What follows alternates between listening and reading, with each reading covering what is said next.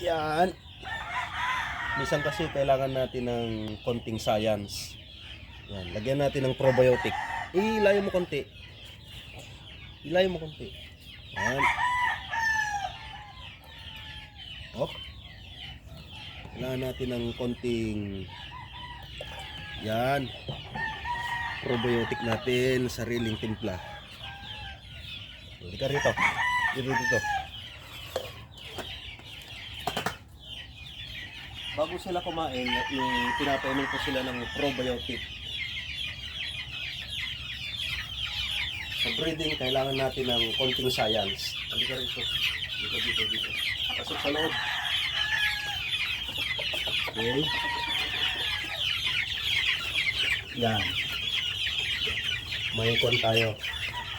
Yan. Bago natin pakakawalan yung mga sisiyo, painumin natin ng kanilang probiotic. Sige, inom. Inom kayo. Okay, inom. Okay, inom kayo. Yan, lulusog nila. Iinom sila ng probiotic. Okay. Yan, sarap ng inom nila. Oh. Okay, inom muna kayo. Dun. Mama yung kain. Inom muna kayo ng probiotic. Takaw nila sa inumin.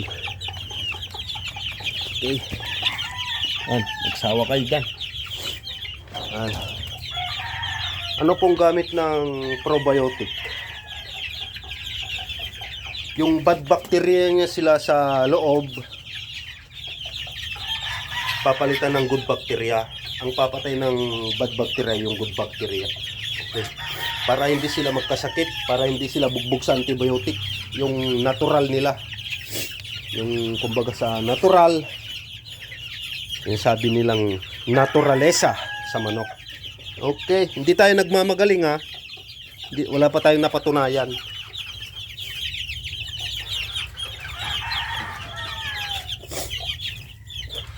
Yan, inom kayo.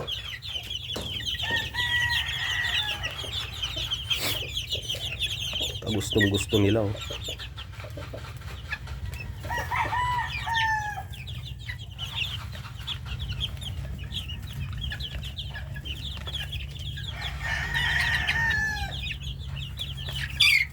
O, yan lang muna po.